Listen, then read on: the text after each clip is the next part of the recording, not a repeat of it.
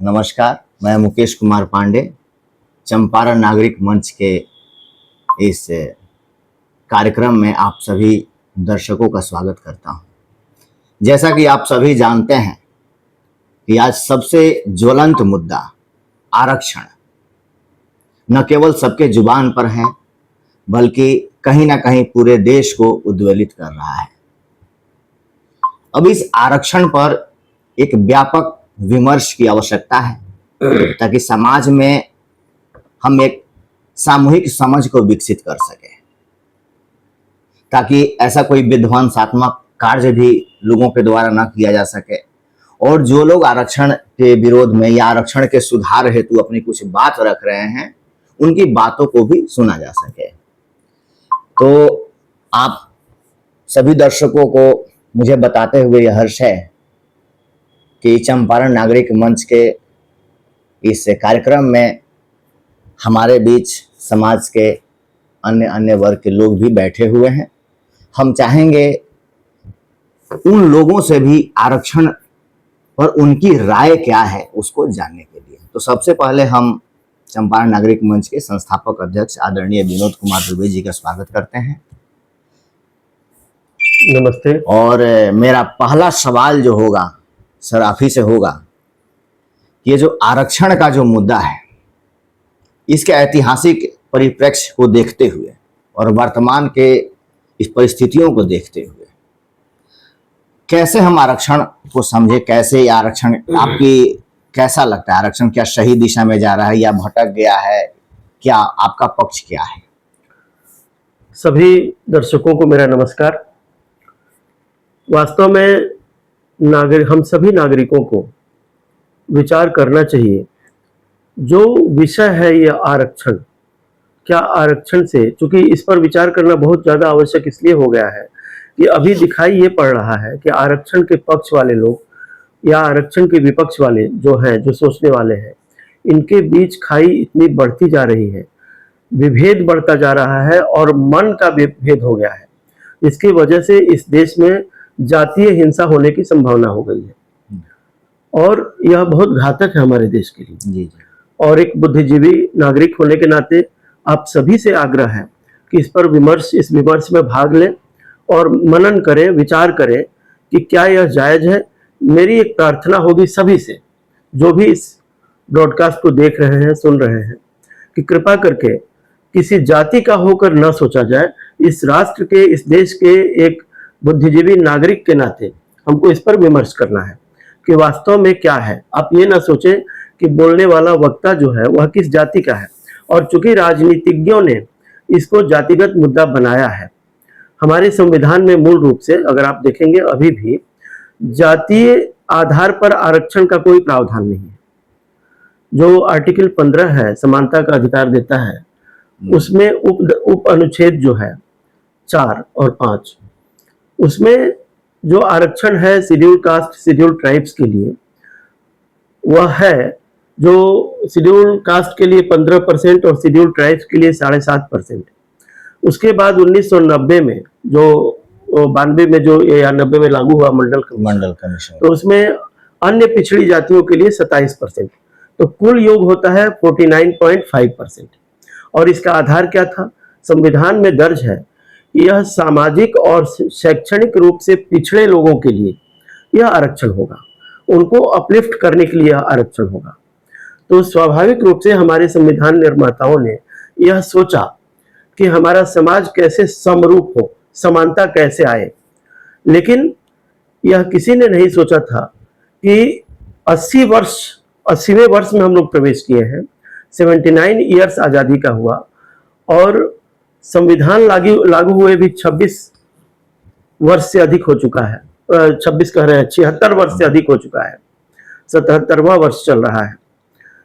और किसी ने नहीं सोचा था कि यह आरक्षण एक वोट पाने का, वोट बैंक के रूप में विकसित होगा और वोट बैंक के वजह से कोई भी राजनीतिक दल इसके विरुद्ध बोलने के लिए तैयार नहीं है, बात तक करने के लिए तैयार नहीं है। लेकिन सर इसमें हम थोड़ा ये जानना चाहेंगे आपसे कि यदि हम इसकी ऐतिहासिक इतिहास में अगर हम छलांग लगाएं आरक्षण के पक्ष पर, तो हम यह देख सकते हैं कि अंग्रेजों के द्वारा कुटिलतापूर्ण तरीके से मुस्लिम लीग को आरक्षण दिया गया था और फिर सिखों को भी दिया गया था, जिसका अंतिम नतीजा यह निकला कि बंटवारा हुआ, क्योंकि वह भी एक आरक्षण का ही एक विस्तृत दायरा था, जिसमें सेपरेट निर्वाचक मंडल की घोषणा की गई थी, मुस्लिम लीग को मिला, अंग्रेजों के द्वारा दिया गया और वो अंततः भारत और पाकिस्तान के विभाजन का कारण बना।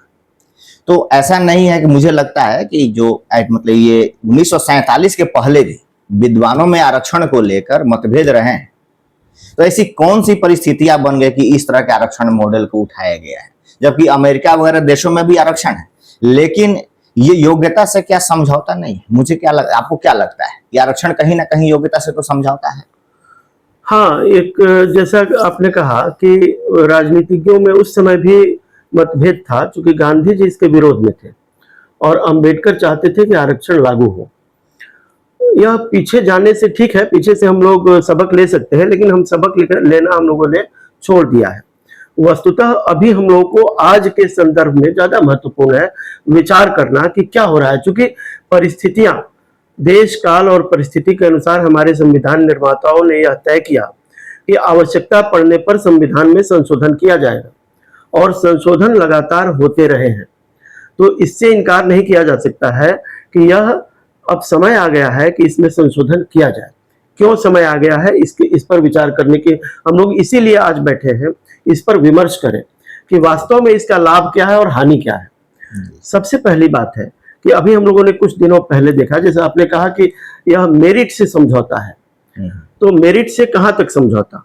-40 अभी बहुत प्रचलन में हुआ कि आया था कि -40 नीट में आने पर भी वह उसका सिलेक्शन हो जाएगा। तो अभी क्या इस पर विचार करने की आवश्यकता नहीं है? मान लिया जाए थोड़ी देर के लिए कि एक सामान्य वर्ग के बच्चे को अगर उसका कट ऑफ 80% पर है, मान लिया जाए एक एग्जाम्पल के लिए, किसी भी परीक्षा में अगर 80% है, तो क्यों नहीं समीक्षा करके रिजर्वेशन का यह निर्धारित किया जाए कि ओबीसी का अगर सामान्य वर्ग का 80% पर कट ऑफ है तो ओबीसी का 75% पर हो, बहुत ज्यादा अंतर नहीं हो, और SC ST का 70% पर हो। अधिकतम जो डिफरेंस है वह 10% से अधिक नहीं होना चाहिए। मेरिट की बात जो आपने कही है, क्योंकि मेरिट जो है वह उससे समझौता हो रहा है। अगर आप -40 वाले को दे रहे हैं मौका, तो मेरिट से समझौता हो रहा है।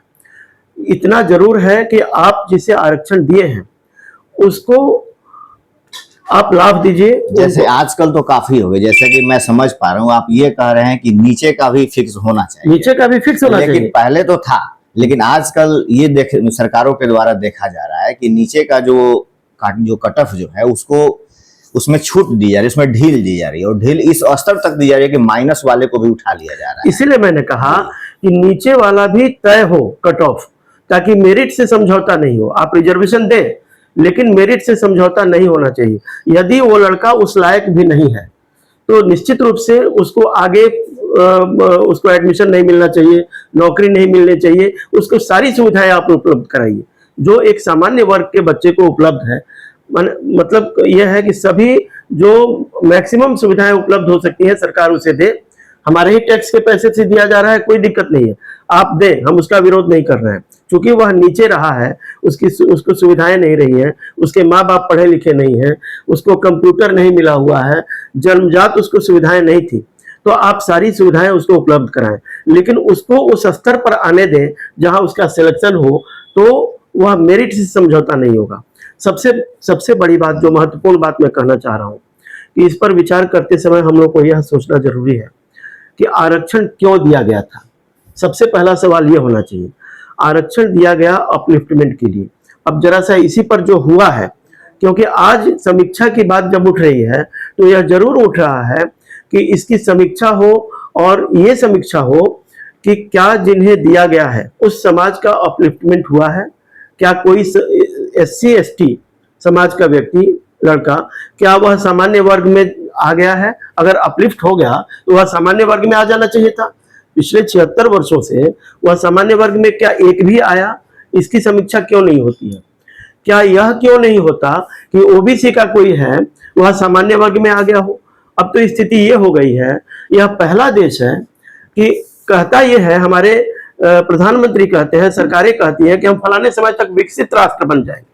और किसके भरोसे बनेंगे? हमारे नागरिक जो सेलेक्ट हो रहे हैं, जो सेवा में आएंगे, जो राजनीति में आ रहे हैं या अन्य क्षेत्रों में जा रहे हैं, उनके मेरिट से हम लगातार समझौता किए चले जा रहे हैं। लेकिन सर राजनीति, ये जो आरक्षण में एक मुद्दा ये उभर के आता है कि आरक्षण हमारी भागीदारी को तय करता है। जैसे कि जो आरक्षण के जो पक्ष वाले हैं वो ये भी बोलते हैं कि जो हमारी जनसंख्या है उस अनुपात में अभी तो हम सर्विस में आए ही नहीं है, या जहां जहां उनको आरक्षण दे उस अनुपात में आए ही नहीं है। तो इसीलिए जब तक वो, जैसे कि 27% अगर ओबीसी हैं या SC ST की जो भी जनसंख्या उस अकॉर्डिंग अगर वो नौकरी में नहीं आए हैं, तो उनका कहना है कि जब तक हम उतना आ नहीं जाते हैं तब तक आरक्षण को जारी रखने देना चाहिए। इस पर एक बहुत आवश्यक बात है जो मेरी श्रृंखला में टूट गई। जैसे मान लीजिए मैंने कहा कि 70%, एक उदाहरण दिया कि 10% से ज्यादा का अंतराल नहीं हो। ऐसी स्थिति में मान लिया जाए कि कोई बच्चा जो कंपीट कर पाया 70% तक आ गया, उस बच्चे को अगर उसके नीचे रह गया तो वो सीट खाली नहीं जाना चाहिए। उस सीट को सामान्य वर्ग से या जो मेरिट वाले हैं उनसे भरा जाना चाहिए। आज स्थिति यह है कि अगर 2 मार्क से भी जी, अगर 2 मार्क से किसी का रह गया नीट परीक्षा या कोई भी परीक्षा, तो आत्महत्या कर लेता है वो बालक, बहुत जी जान से तैयारी करता है, और वह गरीब का बच्चा है। अगर ऐसा नहीं है कि ब्राह्मण है, कायस्थ है या किसी अन्य जाति का है, सामान्य वर्ग का है, वो गरीब नहीं है। गरीबी से जूझकर वह मेहनत कर रहा है और मेरिट पर मात्र 2 नंबर से रह गया वो। तो मेरा ये कहना है कि जो रिजर्व्ड सीट है, अगर रिजर्व वाले उसको भर नहीं पा रहे हैं, मिनिमम क्राइटेरिया को पूरा नहीं कर पा रहे हैं, तो उसको उस सामान्य वर्ग के बच्चे से भरा जाना चाहिए। एक तो ये है, चूंकि मेरिट से समझौता नहीं होगा और आत्महत्याएं बंद होंगी, क्योंकि इस पर भी समाज को सोचने की जरूरत है। अब सबसे बड़ी बात है, दूसरा एक मेरी बात पूरी हो जाए, चूंकि यह एक आवश्यक विषय है। आवश्यक ये है कि हम लोगों ने देखा है समाज में, जैसे आप एक उदाहरण लें, बुरा लगेगा तो लगे, लेकिन मैं सच्चाई कह रहा हूं कि बार बार क्रीमी लेयर की बात आती है। क्रीमी लेयर लगाया भी गया था, लेकिन दुरुपयोग देखिए कैसे हो रहा है। राजनीतिक आरक्षण जो दिया गया, जैसे सीटें आरक्षित कर दी जाती है, SC ST के लिए आरक्षित हो गई सीटें, राजनीति का, MP का और MLA का। हाजीपुर की सीट जो है, एक उदाहरण बिहार का हाजीपुर है, हाजीपुर का सीट आरक्षित है SC ST के लिए। वहां से रामविलास पासवान सांसद हुआ करते थे, मंत्री रहे, कई सारे सरकारों में मंत्री रहे। उनकी मृत्यु के बाद वह रिजर्व सीट उनके पुत्र को मिलता है, उनके पुत्र को मिलता है। तो क्या इसी वजह से आरक्षण दिया गया था? क्या उस पूरे समाज को लाभ हो रहा है? मैं ये कह रहा हूं कि एक बार जिसको आरक्षण मिल गया, जिस परिवार में, उस परिवार को दोबारा आरक्षण न मिले। क्यों उसी कास्ट का कोई दूसरा व्यक्ति क्यों नहीं चुना जाता है? क्यों नहीं उसे टिकट मिलता है? लगातार हमारे क्षेत्र में यहाँ पर कृष्णनंदन पासवान और राजेंद्र राम दोनों बारी बारी से विधायक रह चुके हैं, और हमेशा दोनों पार्टियां, BJP और राजद, दोनों उन्हीं को देती है। तो कहने का अर्थ क्या मतलब आपको ऐसा लगता है कि आरक्षण के भीतर भी आरक्षण की जरूरत है? नहीं, आरक्षण के भीतर आरक्षण नहीं चाहिए। जैसे हम देखते हैं कि अनुसूचित जाति में ही देखें तो जो अनुसूचित जाति का जो फॉरवर्ड है वो वही लोग उसका टोटल लाभ लेते हैं, वही मैं कह और रहा हूं। बाकी जो अन्य सैकड़ों जातियां हैं वो आज तक उनके समाज से कोई बच्चा आगे नहीं बढ़ पा रहा है। तो यदि आरक्षण के भीतर हम आरक्षण अगर दे दें, जैसा कि बिहार में प्रयोग भी हुआ, एक महादलित बनाया गया, तो कम से कम महादलित कोटा बना, तो उस महादलित से तो ये तो हो गया कि जो महादलित में है उसको लेना अनिवार्य हो गया। तो क्या आप ऐसा चाहते हैं कि आरक्षण के भीतर भी एक आरक्षण की व्यवस्था निश्चित तौर पर होनी चाहिए? निश्चित रूप से जो वंचित समाज है, जिस वजह से आरक्षण लाया गया, वंचित समाज को अपलिफ्ट करने के लिए यह आवश्यक है कि एक ही परिवार के व्यक्ति को न मिले। अगर शिक्षक के पद पर भी एक परिवार का व्यक्ति आरक्षण लेकर गया तो उसके परिवार में आरक्षण का लाभ समाप्त कर दिया जाना चाहिए, क्योंकि उसका बच्चा वो बेहतर स्थिति में है, वो पढ़ा सकता है अपने बच्चे को, अच्छी शिक्षा दे सकता है। क्योंकि हमारा मूल उद्देश्य क्या था कि सामाजिक रूप से और शैक्षणिक रूप से पिछड़े समाज को मिलना चाहिए। तो वह समाज अब मान लिया जाना चाहिए कि वह सामान्य वर्ग में आ गया। अगर एक बार आरक्षण का लाभ ले लिया, उसी समाज के अन्य लोगों को दोबारा आरक्षण का लाभ मिलना चाहिए, न कि उस व्यक्ति को जिसने ऑलरेडी इसका लाभ ले लिया। मतलब सर आपके राय में ये है कि जो आरक्षण का लाभ लेके मुख्य धारा में आ जा रहा है, हाँ। उसे फिर आरक्षण का उसके बच्चों को मिलना नहीं चाहिए। और इसलिए इसकी समीक्षा हर 10 वर्ष के अंतराल पर होना चाहिए और निश्चित रूप से कानून में परिवर्तन करके, संविधान में परिवर्तन करके, यह हम नागरिकों की मांग है। हमारे बीच इस परिचर्चा में अन्य हमारे सामाजिक वर्ग के साथी भी आए हुए हैं, तो हम चाहेंगे कि उनका भी विचार हम लें। तो एक व्यवसायी हैं मितुल सर, जो हमारे बीच हैं। निश्चित तौर पर इनसे बहुत सारे बच्चे भी व्यवसाय के लिए आते जाते होंगे, परामर्श लेते होंगे, और इनका भी कहीं ना कहीं आना जाना होता होगा, जहाँ पे ये जो यूथ जो होते हैं उनसे कहीं ना कहीं आमना सामना इनका होता होगा। तो अभी मेरिट की स्थिति क्या है? क्या आरक्षण हमारे मेरिट को प्रभावित कर रहा है क्या? आपको क्या लगता है मितुल सर?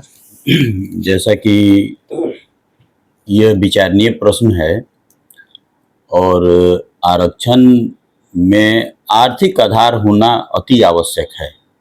आर्थिक आधार पर आरक्षण हो जिससे पूरे समाज का विकास और उसमें सामंजस्य बैठेगा, तभी जाकर के यह देश के लिए फलीभूत होगा। अभी आरक्षण का लाभ पारिवारिक लाभ हो गया है, जो इसमें आरक्षित है उन्हीं का परिवार आगे बढ़ रहा है, बाकी सभी उस तबके के मैं ये जानना चाह रहा हूँ आपसे, जैसे कि जो आरक्षण के जो पक्ष में जो लोग हैं, वो बार बार उनकी एक डिमांड यह भी होती है कि प्राइवेट सेक्टर में भी ठीक वैसे ही आरक्षण को थोप दिया जाए जैसे सरकारी सेक्टर में है। तो चूंकि आप प्राइवेट सेक्टर से जुड़े हुए हैं, आपका एक फर्म है जहाँ बहुत सारे लोग काम करते हैं, अन्य लोग सब जुड़े हुए हैं, तो मैं आपसे ये जानना चाहता हूँ कि अगर ऐसा थोप दिया गया तो उसका दुष्परिणाम होगा या अच्छा परिणाम होगा? मेरा प्रश्न ये है आपसे। नहीं, उसमें इसका दुष्परिणाम ही होगा। व्यवसाय में आपका जो है कोई भी एक्टिविटी बिल्कुल अपने कस्टमर के लिए होना चाहिए, ना कि आरक्षित हो करके, और उसको जैसे सरकारी विभागों में आरक्षण है उसमें लोग खाना पूर्ति कर रहे हैं, तो व्यवसाय में आरक्षण होने से व्यवसाय जो है सो बहुत ही तंग मतलब होगा। आपका मानना है कि अगर व्यवसायिक या निजी क्षेत्र में अगर हम आरक्षण के दायरा को बढ़ाते हैं तो कहीं ना कहीं ये भारत के भविष्य के लिए ठीक नहीं रहेगा। जी। अब मेरे साथ हमारे अन्य साथी विभाष चंद्र जी भी मौजूद हैं, जो कि पेशा से एचआर भी हैं, और बहुत सारे बच्चों से जो नौकरी पेशा के लिए आते हैं उनका इंटरव्यू लेने का इन्हें मौका भी मिलता है।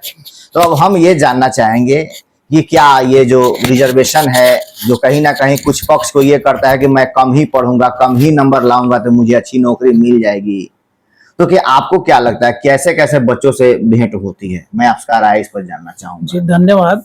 मेरा नाम विभाष रंजन पांडे है, जैसा कि इन्होंने बताया है।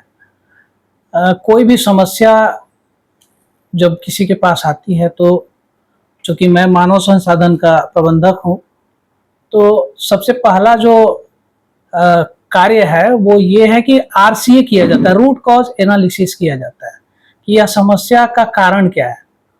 तो आरक्षण जो है ये इसका कारण क्या है, क्यों है ये आरक्षण?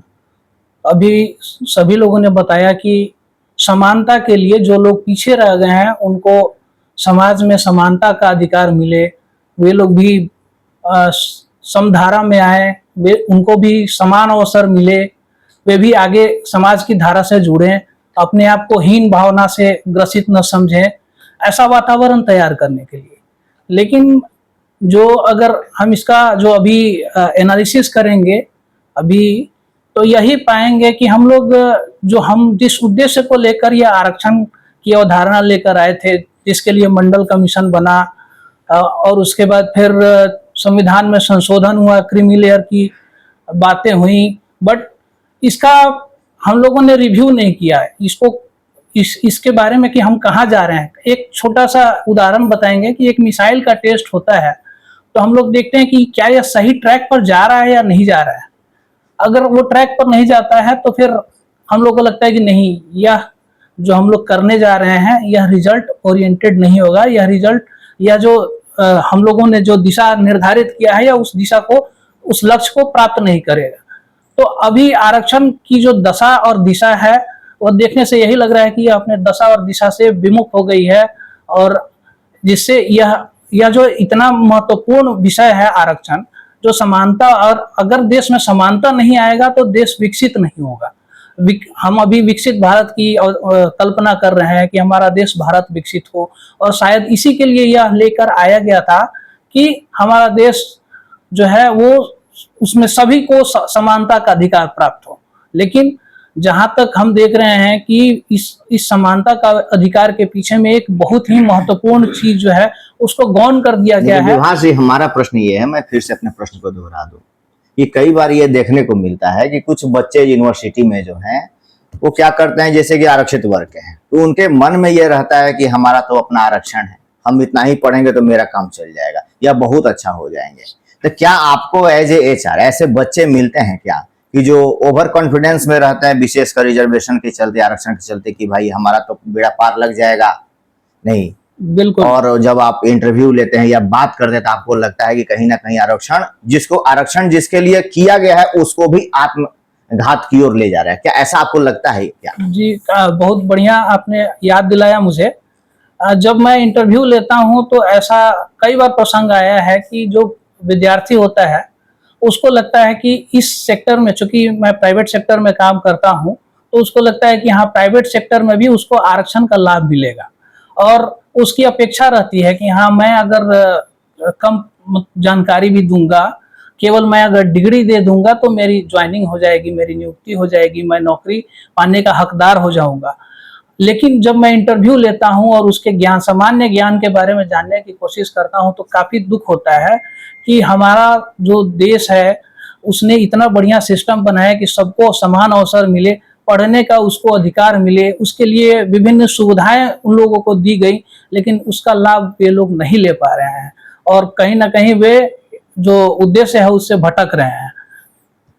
अब मेरा आप जो प्रश्न है, अब वो हमारे चंपारण नागरिक मंच के संस्थापक अध्यक्ष से मैं जानना चाह रहा हूं कि इस छोटी सी परिचर्चा में हमने देखा कि व्यवसायी वर्ग के जो हमारे प्रतिनिधि हैं मितुल जी, उनको ये विचार को भी हमने लिया, विभाष चंद्र जी के विचार को भी लिया।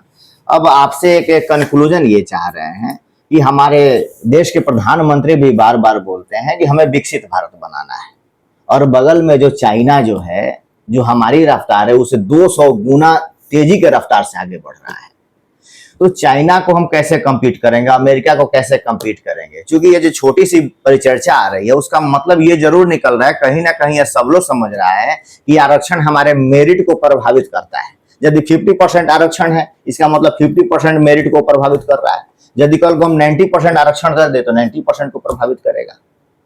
तो इस विकसित भारत बनाने में हमारी क्या योगदान हो सकती है? हम कैसे क्या करें, क्या कौन सी रूपरेखा तय करें, युवकों के बीच में क्या करें कि ये धारा नहीं बदले, जैसा कि आपने पहले भी बोला कि बंटवारा नहीं हो, कि जिनको आरक्षण मिल रहा है उनके लिए भी आरक्षण आत्मघाती है और जिनको नहीं मिल रहा है उनके लिए भी आत्मघाती है। तो जिनको मिल रहा है आरक्षण वे भी समझे कि उनके लिए भी आत्मघात है। मूल सवाल ये है। तो ऐसा क्या हम करें कि ऐसा लगे कि जिन्हें मिल रहा है उन्हें भी हम समझा पाए कि आपके लिए भी आत्मघात है, और जिन्हें नहीं मिल रहा उसे तो परेशान है ही। हम लोगों ने जो चर्चा किया, निश्चित रूप से सभी जानते हैं इस बात को कि मेरिट से समझौता हो रहा है। और जैसे चाइना का उदाहरण आपने दिया, चाइना है, यूरोप है और अमेरिका है, इन सभी देशों ने जो तरक्की किया है, जो हमसे आगे हैं, तो मेरिट के बल पर ही तरक्की संभव है। आज हम सेना में हमने आरक्षण नहीं दिया है। क्यों नहीं दिया है? खेल में, सेना में अगर आप आरक्षण देते हैं, एक मैंने पढ़ा था बहुत पहले, 1987 की बात है, एक शरद जोशी थे व्यंग्यकार, और मुझे याद है कि 1984 के ओलंपिक्स में भारत की पीटी उषा ने वो चौथे स्थान पर रह गई थी, मैंने सेकंड के 100वें हिस्से से पिछड़ गई थी। तो उन्होंने कहा था, आरक्षण पर ही उन्होंने व्यंग्य लिखा था कि क्यों नहीं भारत जो है वो मांग करता है ओलंपिक संघ से कि हमारी खिलाड़ी जो है चौथे नंबर पर रह गई, हम चूंकि हम पिछड़े देश हैं तो हमको 1 नंबर का पुरस्कार दे दिया जाए। लेकिन ये तो संभव नहीं है। तो मेरिट, आप भोजन दीजिए, व्यवस्था दीजिए, सुविधा दीजिए, लेकिन आपको compete करना ही पड़ेगा। अगर आप मेरिट से समझौता करेंगे तो और पिछड़ते चले जाएंगे। तो मूल बात है, हम लोगों की चिंता का विषय क्या है कि अगर जैसे आपने कहा कि तरक्की करने के लिए आवश्यक है, एक बिंदु यह है कि मेरिट से समझौता नहीं होना चाहिए। इसीलिए मैंने कहा कि एक निश्चित सीमा तय की जानी चाहिए, नीचे के लेवल का भी, जिनको रिजर्वेशन दिया जा रहा है उसके लिए भी। दूसरा बिंदु इसमें यह है कि यह जो राजनीतिक दलों ने इसको एक टूल बना लिया है अपने जीतने के लिए, और ये सबको पता है, ऐसा नहीं कि किसी को पता नहीं है, आम नागरिकों को पता है और आप सभी को पता है जो दर्शक इसको सुन रहे हैं और देख रहे हैं। यह एक टूल है और हम उनके इस जाल में फंसते चले जा रहे हैं। हम नागरिक के रूप में नहीं सोचते, हम एक जाति बनकर सोचने लगते हैं और इसीलिए यह सारा झगड़ा है। तो मेरा ये कहना है कि जातीय हिंसा न हो। इस देश में अगर हिंसा की ओर धकेला गया, अब अगर दूसरे खड़े हो जाएंगे कि नहीं, हम हमारे पक्ष में, हम इनके पक्ष में है कि आरक्षण हमारा संवैधानिक, अभी मैंने टीवी में देखा एक नेता कह रहे थे कि ये हमारा संवैधानिक अधिकार है। तो सवाल है कि संविधान ने आपको अधिकार दिया, तो संविधान ने यह भी अधिकार दिया कि इसकी समीक्षा होगी, अब संविधान में संशोधन किया जाएगा। क्यों किया जाएगा? क्योंकि परिस्थितियां बदल जाएंगी। आज जो परिस्थिति है 80 वर्ष पहले वही परिस्थिति नहीं थी, आज परिस्थिति बदल गई है। और जो कारण दिया गया था संविधान में कि सामाजिक रूप से पिछड़े, जैसे छुआछूत की बात थी कि समाज के कुछ वर्ग से, हमारे हिंदू समाज में छुआछूत का जो था अधिक संख्या में। अभी आप ये बताएं कि आज समाज में क्या स्थिति है। आज होटलों में सब लोग उसी बर्तन में खाते हैं कि नहीं खाते हैं, और कहीं विद्यालयों में भी कोई इस तरह की बात नहीं है कि कोई छुआछूत की बात हो, या किसी इंस्टीट्यूशन में नहीं है।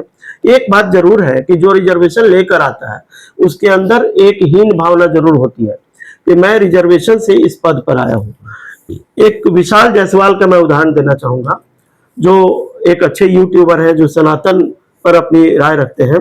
तो उन्होंने वो कहा कि बिहार के रहने वाले हैं, IITian है, आरक्षण लेकर उनको IIT में सीट मिली थी, आरक्षण लेकर IIT में मिला। उनका कहना यह है कि यह मुझे हमेशा सताता रहा एक विद्यार्थी के नाते कि मुझे आरक्षण मिला है, मैं इनसे कमतर हूं।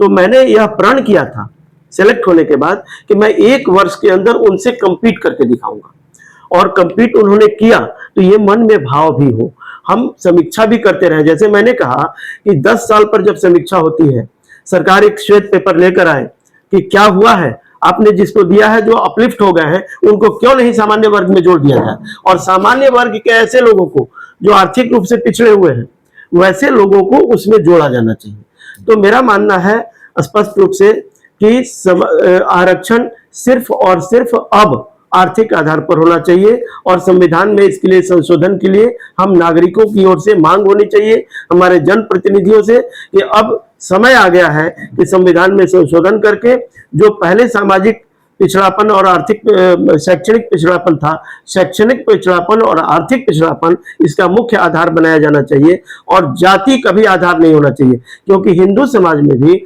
जातियों का निर्धारण आरंभ से ही जन्म के आधार पर कभी नहीं माना गया, लेकिन अभी इसको इतना आगे कर दिया गया है कि जन्म को ही जाति का आधार मान लिया गया, और इस वजह से आरक्षण दिया जाता है जो समाज को पीछे ले जाने का काम करेगा। तो अब आरक्षण के जो मुद्दे पर जो हमारी बातचीत हुई, इसके बहुत सारे आयाम हैं और मैं दर्शकों पर ये छोड़ दे रहा हूं। आप अपने विचार जरूर कमेंट में लिखिएगा, बताइएगा। और ये जो आरक्षण के मुद्दे पर जो हम परिचर्चा शुरू करने जा रहे हैं, ये आखिरी नहीं है, ये एक लगातार सीरीज में जाएगा, और आगे हम लोग इसके एक एक पहलू पर भी विचार विमर्श करेंगे और अन्य विद्वानों को भी इस पर बुलाएंगे और उनके पक्ष भी लेंगे। बहुत बहुत धन्यवाद सर, आपका भी। सभी धन्यवाद।